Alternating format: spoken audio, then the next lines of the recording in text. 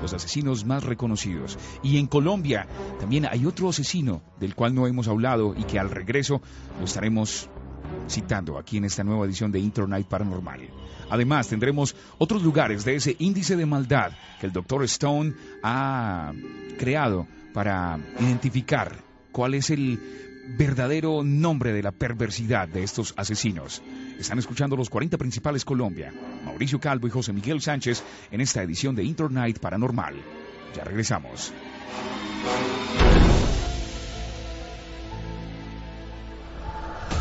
Los ovnis. Los ovnis.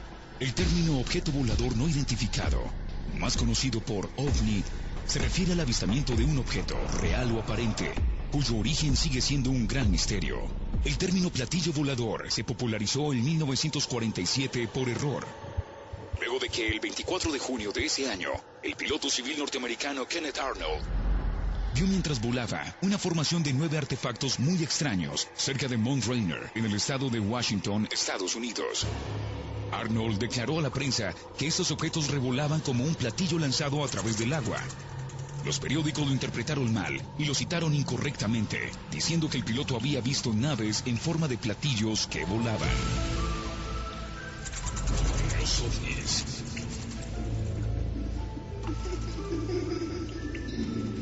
Los ovnis hacen parte de Intro Night Paranormal de los 40 Principales. Una ventana a lo desconocido.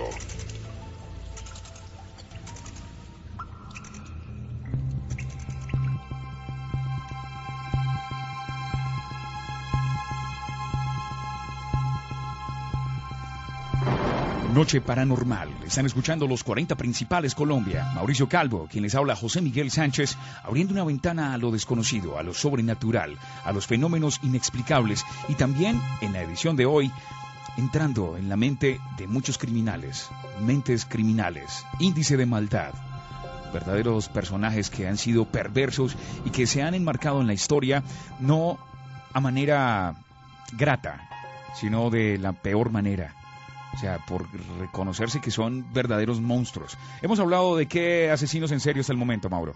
Pues hablamos de uno de los grandes, además que nunca fue encontrado o que nunca pudieron saber quién era, que era Jack el Destripador.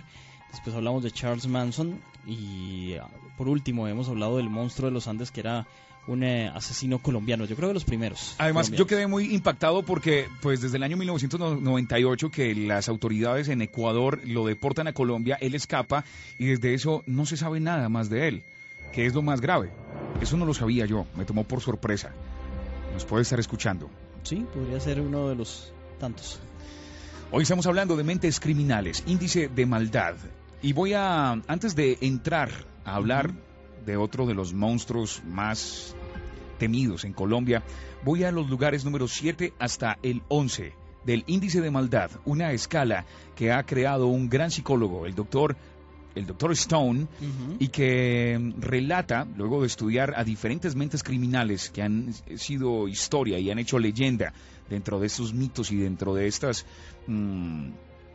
asesinatos en serie, en muchos casos que nunca se han resuelto, pues él, luego de esa investigación, denominó esos 22 lugares como los puntos más altos y los más bajos del índice de maldad.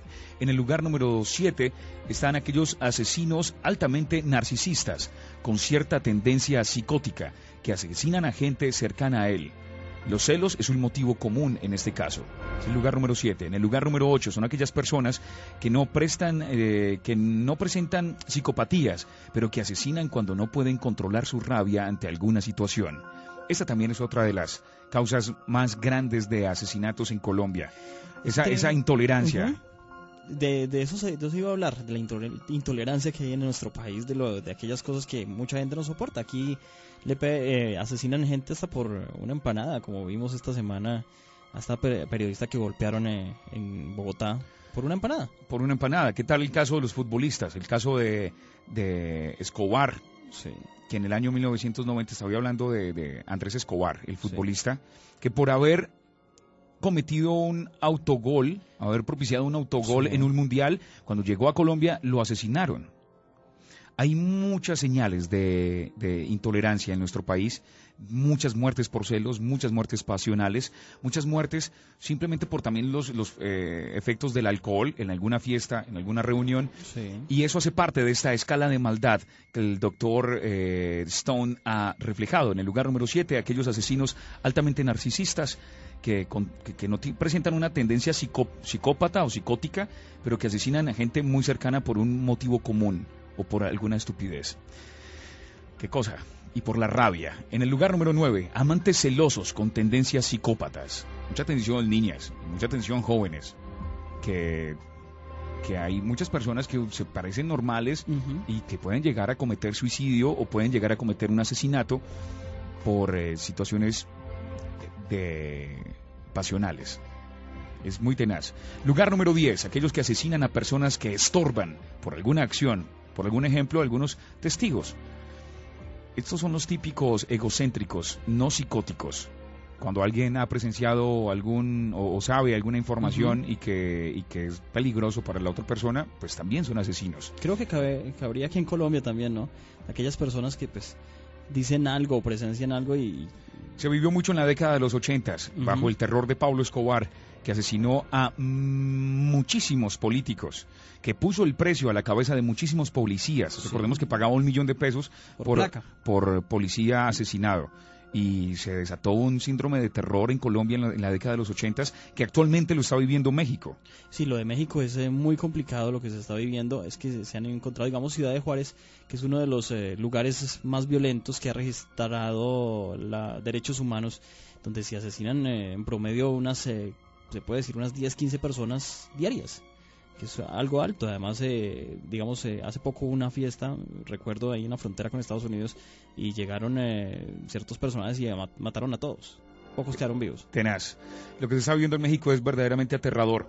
Atención al lugar número 11 de la escala de maldad del Dr. Stone. Son aquellos asesinos psicóticos que asesinan a personas que estorban, como es el caso del número 10. Pero, por ejemplo, una madre que asesina a sus hijos para comenzar una relación amorosa o salir de viaje. Y sí que se ha dado.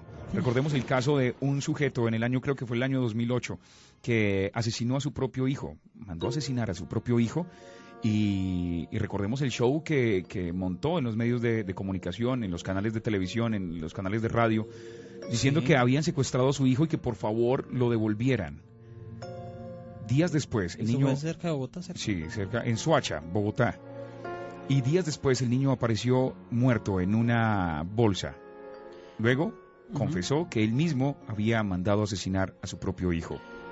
O hace poco también, José. Eso sí que conmocionó a Colombia, ¿no? Todos salimos a apoyar a su madre. Muchísimas personas salieron, se movilizaron, porque definitivamente eso fue un acto de maldad muy, muy reprochable, y se ubica en el lugar número 11 del índice de maldad del Dr. Stone. Hace poco también en Santander, recuerde, una mujer salió a marchar y todo por su hijo, y después se dieron cuenta que ella misma lo había asesinado. Esta psicosis se ubica en el lugar número 11 del índice de maldad. Más adelante estaremos contando los lugares 12 al 16 de una escala macabra que un gran psicólogo, el Dr. Stone, ha elaborado para entrar un poco en la mente de los asesinos. Es tiempo, Mauricio, de hablar de uno de los más temidos asesinos en Colombia, y que a eso de los mediados de los años 90 y finales de los años 90 creó conmoción en toda Colombia. Es el caso de este sujeto, Luis Alfredo Garavito. Pues Luis Alfredo Garavito nació en Génova, Quindío, un 25 de enero de 1957. Es el mayor de 7 hermanos y, como siempre, durante su infancia vivió la falta de afecto y el maltrato físico por parte de su padre. Según su testimonio, fue víctima de abuso sexual. A sus 44 años fue declarado por los investigadores y jueces como un asesino en serie. Hace años fue capturado y confesó ser el autor de la muerte de más de 140 niños en distintas regiones de Colombia.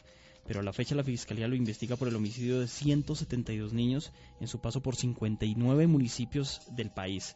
En repetidas ocasiones Garavito Cubillos se hacía pasar por vendedor ambulante, monje, indigente, discapacitado y representante de fundaciones ficticias en favor de niños y ancianos. Era conocido también como Alfredo Salazar, el Loco, Tribilín conflicto y el cura. Un total de ¿cuántos niños? Aproximadamente 147. Y la fiscalía lo investiga por 172. Además, José, sus víctimas estaban en un rango de 6 a 16 años. A lo mejor muchas personas víctimas de las conductas criminales de este sujeto nos estarán escuchando y pues queremos enviarles un saludo de compasión y de ánimo, porque definitivamente yo creo que la peor pérdida para un padre es su hijo, y este sujeto desalmado durante toda esa década pues cometió muchísimas muertes. Estuvo a punto de salir de la cárcel, Dios mío, que es lo peor. Hablemos de los trastornos de este sujeto, llamado Luis Alfredo Garavito. Según un informe de la Universidad Pontificia Bolivariana, Garavito fue diagnosticado con trastorno antisocial de la personalidad, el TPA. Además, presenta otro tipo de desórdenes mentales y sexuales, tales como la ausencia de empatía con las relaciones interpersonales, ausencia de miedo, ausencia de remordimiento, autoestima distorsionada, búsqueda de sensaciones, cognición de deshumanización de la víctima, desconsideración o distorsión de las consecuencias, egocentrismo, impulsividad, locus del control externo, manipulación ajena, motivación de autojustificación, pedofilia y sadismo.